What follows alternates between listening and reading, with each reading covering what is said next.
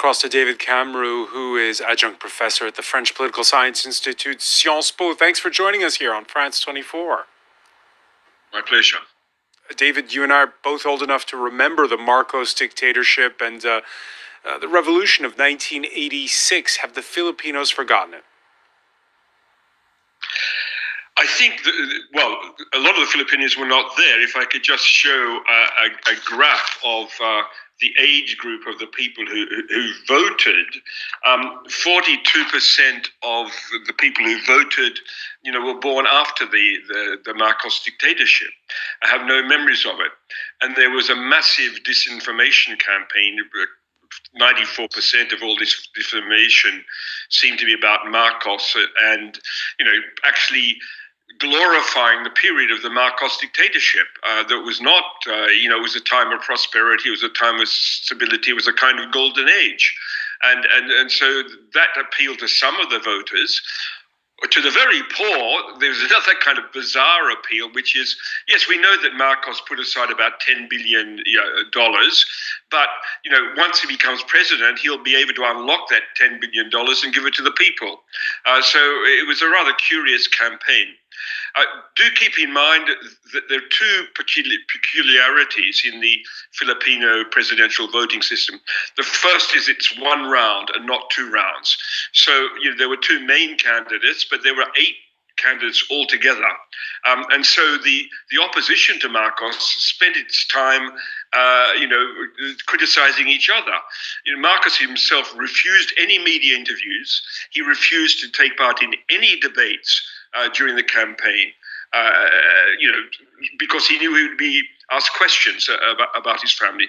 And of course, the second peculiarity is the vice president is elected separately. In this case, it is the daughter of the present president, Rodrigo Duterte. It's his daughter, Sara, who's possibly being groomed for the next presidential elections in 6 years' time. And that was a deal. Filipino politics is about political dynasties. And there's now a deal between the Marcos dynasty, the Duterte dynasty, perhaps the Arroyo dynasty as well, that, they'll each take their turn, they'll share the cake, so to speak, and that in 6 years' time, Sara will become president. And that would mean 2, possibly 3 hardline populists in a row. How's democracy in the Philippines? Democracy in the Philippines is dysfunctional. There is not a clear party system, which is why they've taken the American model, but it doesn't work in a political culture of bossism or patronage of political dynasties. It just doesn't work. And the voting system exacerbates these problems. And secondly, the fact is that the Filipinos do not feel that the state will do anything for them. They're amongst the happiest people in the world. They've got low expectations about what the state can do. And knowing that the state can do nothing for them, then obviously only a strong man or strong woman who will come in and through a war on drugs or some other kind of action will solve all their problems.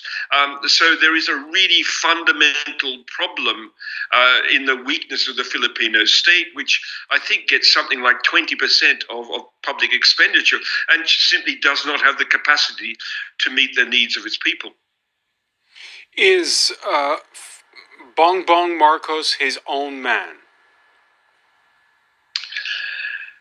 Bongbong Marcos is, I think, the word we use in Australia, he's a bit of a wanker. He's never had a job in his life other than being a politician. He's his mother's boy, but his mother is extremely old, so he may be his own man. The question is, in the absence of institutional checks and balances, will there be balances, will there be checks on him not, for example, declaring martial law like his father did? I think there will be those kinds of checks. There is this strong opposition expressed in the 30% vote for Leni Robredo. So there will be some checks, but The question is, will he try and show that he really is democratic in his behavior, in order to show that he is his own man, that he has turned where he sort of glorifies his father, but to say that was another period, and now I will try and unify the country, which is his more or less his campaign slogan. One final question for you, David. What about when it comes to relations with neighbors? There's speculation that he's going to draw the Philippines closer to China. The same claim was laid on Rodrigo Duterte. It didn't quite pan out that way. How do you see the future when it comes to the United States and China? I think you will see a repetition of what occurred under Duterte. He made declarations of becoming closer to China, but his acts were strengthening the alliance with the United States. Two things. The Filipinos are strongly anti-Chinese. Sure, China may invest, but if China's now stopping Filipino fishermen from earning their living, this is something that is totally unacceptable for Filipinos. And there is, the Philippines is very, very strongly pro-American. There is an enormous Filipino diaspora in the United States also. So, the visiting forces agreement will remain in place, I feel sure. And we've seen recent developments. The Americans will help the Filipinos to equip themselves more fully to be able to withstand the kind of intrusions of the Chinese, well, not so much the Navy, but the Coast Guard and their marine militias.